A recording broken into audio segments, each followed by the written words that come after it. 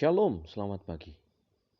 Marilah kita mendengarkan renungan pagi dari buku Bersama Allah di Waktu Fajar, karya Ellen G. White.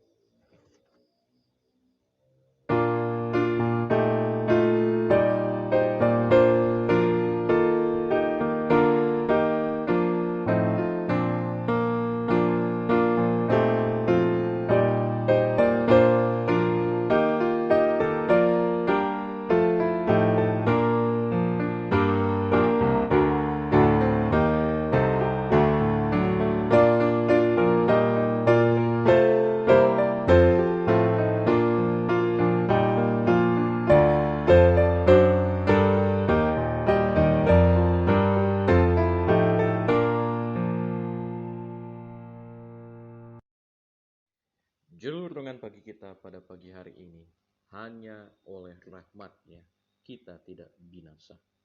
Ayat inti kita pada pagi hari ini terdapat dalam kitab Ratapan 3 ayat 21 dan 22. Tetapi hal-hal inilah yang kuperhatikan. Oleh sebab itu aku akan berharap, tak berkesudahan kasih setia Tuhan, tak habis-habisnya rahmat-Nya. Kita berdoa. Bapa kami dalam surga, Tuhan yang baik, Tuhan yang selalu mengasihi kami sepanjang hidup kami. Pada saat ini ya Tuhan, kami ingin belajar firman-Mu.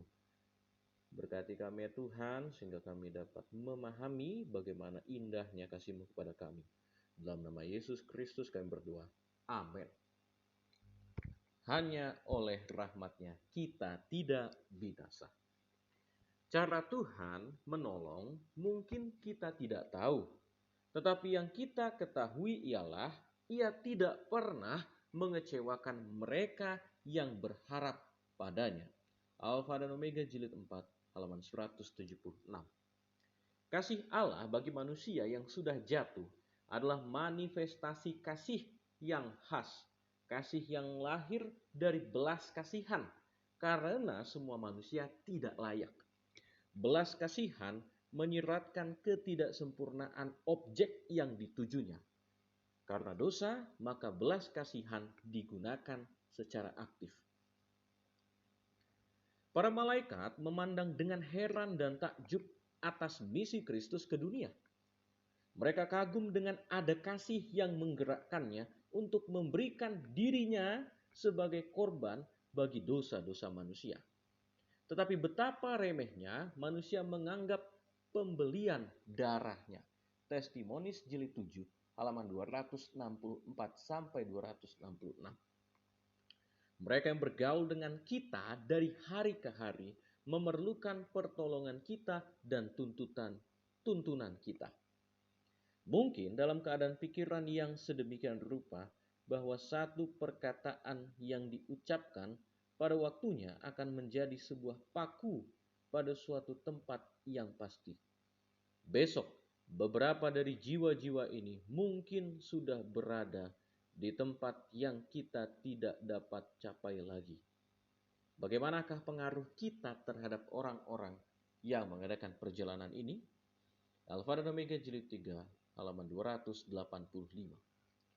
Allah yang kita sembah itu panjang sabar. Tak habis-habisnya rahmat Allah. Sepanjang masa pintu kasihan terbuka, Roh-Nya mengajak manusia supaya menerima karunia kehidupan. Memang adalah rencana setan yang khusus membawa manusia ke dalam dosa, lalu kemudian membiarkannya di sana. Tak berdaya dan tanpa pengharapan, tidak berani memohon pengampunan. Tetapi yang mencari perlindungan kepadaku dan mencari damai dengan aku, ya mencari damai dengan aku. Di dalam Kristus semua jaminan telah disediakan. Semua yang membesarkan hati ditawarkan. Alfa dan Omega jilid 3 halaman 266. Pada pagi hari ini kita belajar firman Tuhan bahwa Tuhan memberikan karunia-Nya, rahmat-Nya, sehingga kita tidak dapat binasa. Tuhan ingin kita memperoleh kehidupan kekal. Karena kita tahu bahwa Tuhan Maha Pengasih juga Maha Penyayang. Dan Tuhan membuktikan kasih-Nya itu melalui pelayanannya di dunia ini. Kita tidak tahu bagaimana cara Tuhan supaya menyelamatkan manusia. Kita tidak paham sebagaimana misterinya dan luar biasanya pertolongan Tuhan terhadap manusia. Tapi pada hari ini kita belajar bahwa kasih Tuhan tidak berkesudahan. Dia memberikan kepada semua manusia kesempatan supaya dapat menerima keselamatan.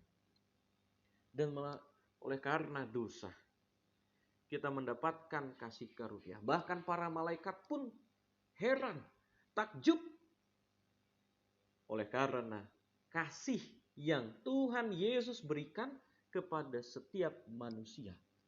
Walaupun terkadang kita sebagai manusia menganggap bahwa dosa itu adalah hal yang remeh. Begitu pula pada saat Yesus menyelamatkan manusia, bisa jadi kita juga berpikir sangat remeh, menyepelekan karunia Tuhan melalui kematiannya di kayu salib. Tapi pada saat ini, semoga kita dengan mendengarkan firman ini, kita dapat sadar bahwa sangat besar pengorbanan yang telah Yesus lakukan.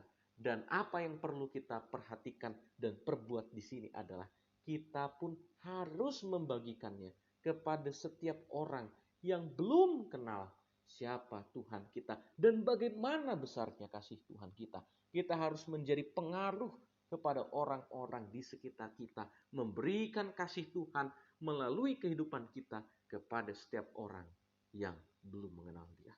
Marilah kita datang kepada Tuhan untuk memberikan yang terbaik melalui kehidupan kita, sama seperti Dia telah memberikan yang terbaik melalui pengorbanannya di kayu salib.